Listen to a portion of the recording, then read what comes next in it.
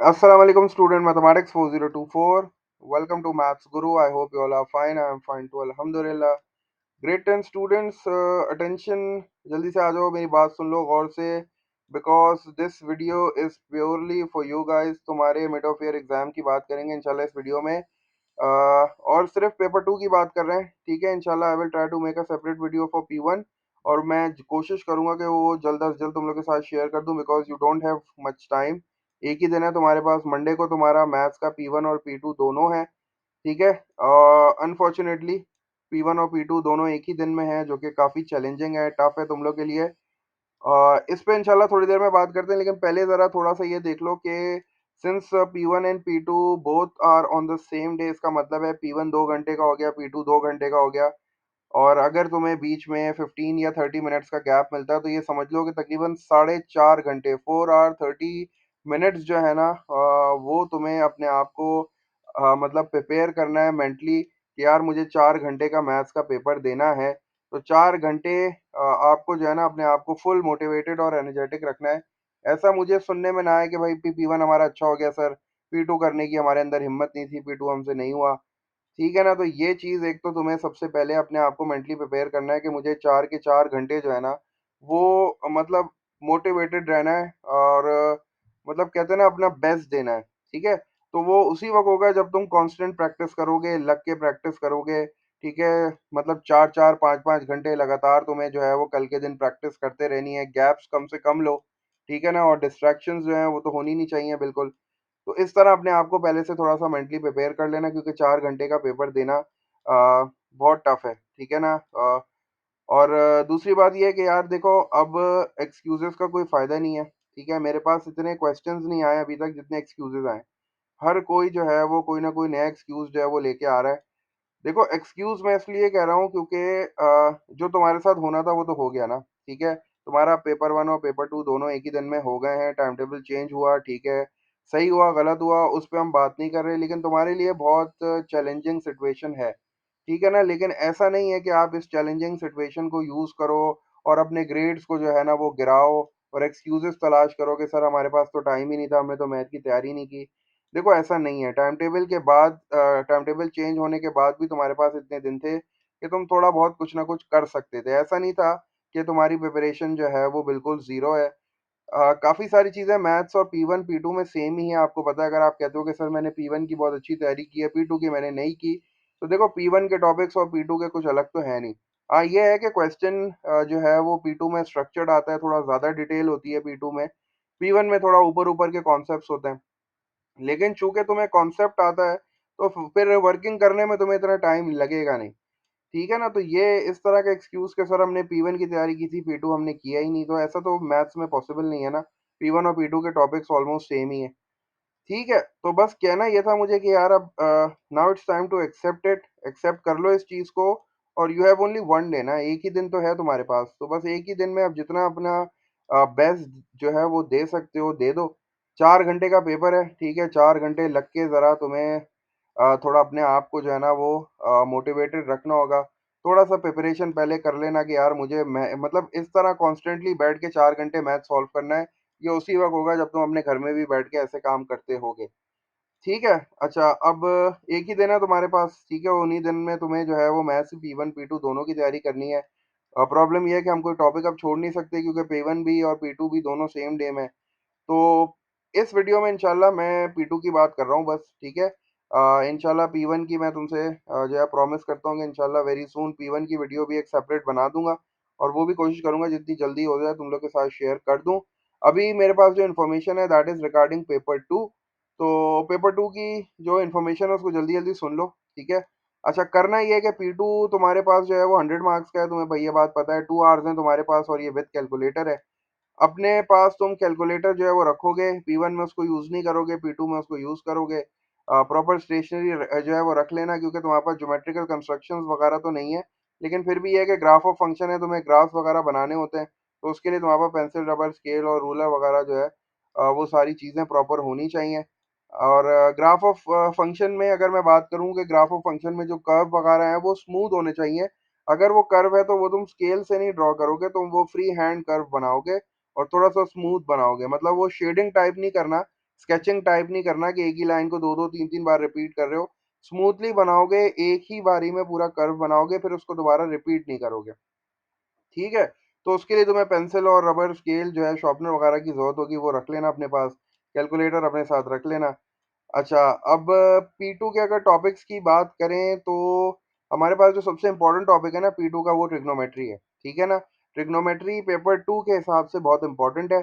Trigonometry में तुम्हें क्या-क्या चीज़ें करनी है, ट्रिग्नोमेट्री में तुम्हारे पास जो है वो पाइथागोरस थ्योरम है, ट्रिग्नोमेट्रिक रेशियोज़ हैं, एलिवेशन डिप्रेशन तुम्हें करना है। उसके बाद तुम्हारे पास जो है वो साइन रूल है, कोसाइन रूल है, और एरिया ऑफ ट्रायंगल है जिसमें साइन आता है। उसके बाद तुम्हारे पास जो है वो a sine rule, cosine rule हो गया, बेयरिंग हो गई तुम्हारे पास, और तुम्हारे पास जो है वो 3D वर्ड प्रॉब्लम हो गई। ये सारी चीज़ें जो हैं वो ट्रिग्नोमेट्री का पार्ट हैं, और ट्रिग्नोमेट्री की वेटेज हमेशा पेपर 2 में ज़्यादा होती है। साइन रूल, कोसाइन रूल लाज़मी आता है, उसकी प्रैक्टिस करना अच्छी तरीके से। एरिया ऑफ ट्रायंगल की प्रैक्टिस अच्छी तरीके से करोगे, जो नॉन राइट एंगल ट्रायंगल वाला जो एरिया का फ़ॉर्मूला है ना, जिसमें half into A multiply by B multiply by sine C वाला जो फ़ॉर्मूला है, वो अच्छी तरीके से प्रैक्टिस करोगे। ठीक है? और असेसमेंट जो तुम्हारे पास है, असेसमेंट पेपर्स जो हैं तुम्हारे पास, उनको अच्छी तरीके से सॉल्व कर लेना। स्पेसिमेन पेपर जो मैंने शेयर किया है वो 2025 का, उसको अच्छी तरीके से सॉल्व कर लेना। सही है ना? तो ट्रिग्नोमेट्री आप अच्छी तरीके से करोगे, ट्रिग्नोमेट्री आप पास पेपर से करोगे, बुक से अब करने का टाइम नहीं है। ठीक है ना? तो बुक से हमने जितनी कर ली थी कर ली। हाँ, एक बार ये कर लेना कि ट्रिग्नोमेट्री स्टार्ट करने से पहले एक बार रजिस्टर में जितना काम हुआ है उसको रिव्यू कर लेना एक बार। साइन कोसाइन रूल के फॉर्मूले तुम्हें फॉर्मूले शीट पे लिखे हुए मिलते हैं, लेकिन चूंकि हमने वेरिएबल से उसको याद नहीं किया, हमने पैटर्न से याद किया है, तो तुम भी पैटर्न से ही याद रखना। लेकिन साइन रूल, कोसाइन रूल और एरिया ऑफ ट्रायंगल के जो फॉर्मूले हैं ना, वो तुम्हें फॉर्मूला शीट में मिल जाएंगे। फॉर्मूला शीट मैंने जो स्पेसिमेन पेपर शेयर किया उसका जो फ्रंट पेज है पहला, उसमें सारे फॉर्मूलाज लिखे हुए हैं, वही वाले फॉर्मूले तुम्हें भी लिखे हुए मिलेंगे पेपर में।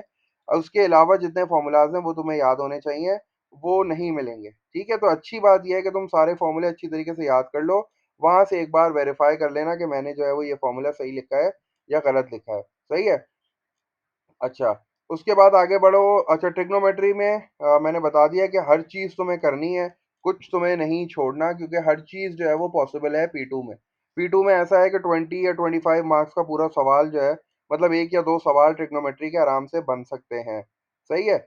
अच्छा, वैसे जनरली जो है वो ट्रिग्नोमेट्री 10 टू 12 मार्क्स की आती है, लेकिन चूँकि तुम्हारा सिलेबस कम है, तो इसीलिए तुम्हारे सिलेबस के अकॉर्डिंगली जो है ना, वो हम ट्रिग्नोमेट्री की वेटेज को बढ़ा सकते हैं। तो ये समझो कि ट्रिग्नोमेट्री कम से कम 20-25 मार्क्स का तुम्हारे पास है। उसके बाद दूसरा टॉपिक मेंसुरेशन लिखा है मैंने। अच्छा, मेंसुरेशन में अब तुम्हें क्या करना है, मेंसुरेशन में कुछ फ़ॉर्मूलाज़ तुम्हारे पास लिखे हुए आएँगे, और कुछ जो है ना वो तुम्हें ज़हन में रखना है, तुम्हें याद रखने हैं। सही है ना? और मेंसुरेशन जो है ना वो इट्स ऑल अबाउट फ़ॉर्मूलाज़, ठीक है? और कॉन्सेप्ट है तुम्हारा। मेंसुरेशन में क्या करना है, मेंसुरेशन में सबसे पहले तो तुम ये काम करोगे कि जो 2D शेप्स हैं उनका एरिया और पेरीमीटर के क्वेश्चंस जो है ना उनको अटेम्प्ट करोगे। ठीक है? इसकी मैंने वर्कशीट्स डाली हैं, मेरे ख़्याल से गूगल क्लासरूम पे देखना, वहाँ तुम्हें वर्कशीट्स मिल जाएँगी। और फिर उसके बाद तुम 3D शेप्स का अच्छी तरीके से टोटल सरफेस एरिया वाला कॉन्सेप्ट प्रैक्टिस करोगे, और वॉल्यूम वाला कॉन्सेप्ट प्रैक्टिस करोगे। 3D शेप्स में तुम्हारे पास जो है वो क्यूबॉइड इम्पोर्टेंट है, तुम्हारे पास जो है वो सिलेंडर इम्पोर्टेंट है, तुम्हारे पास जो है वो स्फीयर इम्पोर्टेंट है। ठीक है? तो ये कोन हो गया, क्यूब हो गया, क्यूबॉइड हो गया, सिलेंडर हो गया, स्फीयर हो गया, ये सारी चीज़ें जो है ना तुम्हारे पास इम्पोर्टेंट होती हैं। पिरामिड और प्रिज्म भी आते हैं, लेकिन उनकी इम्पोर्टेंस थोड़ी-सी कम होती है। सही है? लेकिन आपको करने सब हैं, ठीक है? ये जो सी वाले होते हैं ना, ये बहुत इम्पोर्टेंट होते हैं। कोन हो गया, क्यूबॉइड हो गया, सिलेंडर हो गया, ठीक है ना? और कोन, क्यूब, क्यूबॉइड, सिलेंडर, ये जो सी वाले 4 हैं, ये काफ़ी इम्पोर्टेंट होते हैं। इनके फ़ॉर्मूलाज़ तुम अच्छी तरीके से याद करोगे। इसके अलावा फिर आपके पास पिरामिड भी है, आपके पास प्रिज्म भी है। सही है ना? तो ये इनके टोटल सरफेस एरिया और इनके वॉल्यूम्स को भी अच्छी तरीके से प्रैक्टिस कर लेना। ये भी पास पेपर से ही करना प्रैक्टिस, लेकिन एक बार जो है वो अपनी पुरानी कॉपीज़ जो हैं जिसमें तुमने एक्सरसाइज़ 8 है बेसिकली ना, ये सॉरी चैप्टर नंबर 8 है मेरे ख़्याल से D2 का, जिसमें पिरामिड्स वगैरह हैं और कोन्स वगैरह हैं, स्फीयर्स वगैरह हैं, तो ये D2 में आपको मिल जाएँगे। लेकिन अब बुक को प्रैक्टिस करने का टाइम नहीं है, बस आप जो है कॉन्सेप्ट को रिवाइज़ कर लो, और फिर जो है ना पास पेपर क्वेश्चंस जो है वो ट्राई करो। मेंसुरेशन इम्पोर्टेंट है काफ़ी, ठीक है? P2 के हिसाब से इसमें भी ये समझ लो कि ये भी 15 10 टू 15 मार्क्स का मेंसुरेशन बन जाएगा। सही है? उसके बाद क्वाड्रेटिक इक्वेशन है, क्वाड्रेटिक इक्वेशन में तुम्हें पता है वर्ड प्रॉब्लम आती है।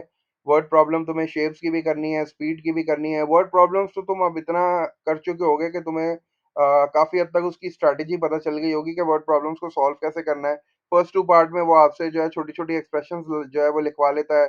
वो बेसिकली टाइम की होती हैं ज़्यादातर, ठीक है? और जो है वो फिर उसके बाद आपसे इक्वेशन बनवा लेता है, फिर आपसे इक्वेशन को सॉल्व कराता है क्वाड्रेटिक फ़ॉर्मूले से। फिर वो आगे के पार्ट्स में जो है वो स्पीड भी निकलवाता है, टाइम भी निकलवा लेता है, पेरीमीटर वगैरह भी निकलवा लेता है, एरिया भी निकलवा लेता है। तो इस तरह की चीज़ें जो है ना वो अब जो है वो तुम इस काबिल हो गए हो, काफ़ी प्रैक्टिस तुम्हारी हो गई है कि अब वो तुम जो है ना इस तरह के क्वेश्चंस में अब गलती ना करो। इसके अलावा क्वाड्रेटिक इक्वेशन में क्वाड्रेटिक फॉर्मूले के क्वेश्चंस भी आ सकते हैं, ठीक है? सर्कल प्रॉपर्टीज़ में दोनों चीज़ें करनी है, सर्कल प्रॉपर्टीज़ भी करनी है और वो जो पॉलीगॉन्स वाले फॉर्मूले हैं ना 5, वो भी अच्छी तरीके से करने हैं, पॉलीगॉन्स को छोड़ना नहीं है क्योंकि अब पॉलीगॉन्स की इम्पोर्टेंस बढ़ गई है, वो अब काफ़ी क्वेश्चन में पूछा जाता है। आप सीआई के पेपर्स भी सॉल्व करोगे ना रिसेंटली उसमें आप देखोगे पॉलीगॉन्स काफ़ी पूछा गया है। तो वो जो 5 फ़ॉर्मूले हैं पॉलीगॉन्स के इंटीरियर एंगल वाले, एक्सटीरियर एंगल्स वाले, सही है ना? तो वो सारे तुम्हें याद होने चाहिए और इनके क्वेश्चन्स पास्ट पेपर से ही करना। पास्ट पेपर से उठा लेना, 5-6 सवाल कर लो। वर्कशीट भी मैंने डाली हुई है, वर्कशीट से भी कर सकते हो। फंक्शंस अगेन फंक्शंस और ग्राफ ऑफ फंक्शंस बहुत इंपॉर्टेंट है P2 के लिए। फंक्शंस का मतलब वही है जिसमें इनपुट चेंज करना है और इन्वर्स ऑफ अ फंक्शन है और कंपोजिट फंक्शन है। ये तीनों चीज़ें फंक्शंस में आ जाती हैं। ग्राफ ऑफ फंक्शंस में याद करो आपको ग्राफ को प्लॉट करना होता है, फिर उसपे से जो है चीज़ें फाइंड आउट करनी होती हैं, टेंजेंट वगैरह ड्रॉ करके ग्रेडियंट निकालनी होती है। तो ग्राफ ऑफ फंक्शन की प्रैक्टिस भी कर लेना, ठीक है? तुम्हें पता होना चाहिए कि कौन सी इक्वेशन का ग्राफ कैसा होता है। ठीक है, उसके बाद मैंने वेरिएशन लिखा है, वेरिएशन का मतलब है डायरेक्ट प्रोपोर्शन और इनवर्स प्रोपोर्शन। अच्छा अब मैं P2 की बात करूँ ना तो P2 में ज़्यादातर जो वेरिएशन के क्वेश्चंस आते हैं ना वो square, cube root, square root इस तरह के आते हैं, जो कि कैलकुलेटर के बगैर जो है वो सॉल्व नहीं हो सकते इसीलिए वो P2 में आते हैं और जो सिंपल पावर्स के आते हैं वो P1 में भी आ जाते हैं। वेरिएशन के बाद मैंने अलजेब्रा लिखा है, अलजेब्रा तो आपको पता है P2 में आ जाती है थोड़ी बहुत। अलजेब्रा में तुम अलजेब्रिक फ्रैक्शंस पे जो है ना फोकस थोड़ा ज़्यादा रखना, अलजेब्रिक फ्रैक्शंस को सॉल्व करना सिंगल डिनोमिनेटर और फिर वो इक्वेशंस को सॉल्व करना जो कि क्वाड्रेटिक बनती हैं, उसमें क्वाड्रेटिक फॉर्मूला लगता है और सब्जेक्ट बनाना, ठीक है? और फैक्टराइज़ करना, ये सारी चीज़ें अलजेब्रा में अच्छी तरीके से करोगे। इसके बाद मैंने कोऑर्डिनेट ज्योमेट्री लिखा है, कोऑर्डिनेट ज्योमेट्री आपके पास अगर P2 में आता है ना तो वो ज़्यादातर परपेंडिकुलर बाइसेक्टर वाले कॉन्सेप्ट आते हैं और parallel line, intersecting x axis, y axis, इस तरह के क्वेश्चंस जो है ना वो ज़्यादातर P2 में आते हैं। तो तुम्हें कोऑर्डिनेट ज्योमेट्री अच्छी तरीके से करना है, कोऑर्डिनेट ज्योमेट्री को भी एक बार रिवाइज़ कर लो अच्छी तरीके से सारे कॉन्सेप्ट और फ़ॉर्मूलाज़। कोऑर्डिनेट ज्योमेट्री का कोई फ़ॉर्मूला तुम्हें लिखा हुआ नहीं मिलेगा इसलिए तुम्हें सारे फ़ॉर्मूलाज़ याद होने चाहिए। परपेंडिकुलर बाइसेक्टर की इक्वेशन कैसे बनती है, पैरेलल परपेंडिकुलर, ये टॉपिक तो ऐसा है तुम P1 के लिए प्रैक्टिस करोगे तो वो P2 के लिए भी हो जाएगा। अलजेब्रा तुम P1 के लिए करोगे P2 के लिए भी हो जाएगा, वेरिएशन तुम P1 के लिए करोगे P2 के लिए भी हो जाएगा। ग्राफ और फंक्शन तुम्हें सिर्फ P2 के लिए तैयारी करनी पड़ेगी। फंक्शंस जो है दोनों के लिए इंपॉर्टेंट है तो वो तुम जो है उसको दोनों में करोगे। तो काफ़ी सारे टॉपिक्स ऐसे हैं जो कि P1 और P2 दोनों में इंपॉर्टेंट होते हैं। तो उसके लिए तुम्हें डबल-डबल मेहनत करने की ज़रूरत नहीं है, एक ही बार तरीके से कर लेना। तो फिलहाल मेरे पास यही इन्फॉर्मेशन है, P2 से रिलेटेड इन्फॉर्मेशन थी ये, ठीक है? ट्रिग्नोमेट्री सबसे ज़्यादा है, मेंसुरेशन भी है, क्वाड्रेटिक इक्वेशन है, वी हैव सर्कल प्रॉपर्टीज़ में दोनों चीज़ें करना, functions, graph of functions, variation, algebra, coordinate geometry और इनके थोड़े से इंटरमीडिएट टाइप के क्वेश्चंस करना, बहुत ही बेसिक नहीं करना। पेपर जो है तुम्हारा इतना आसान भी नहीं है, इतना मुश्किल भी नहीं है।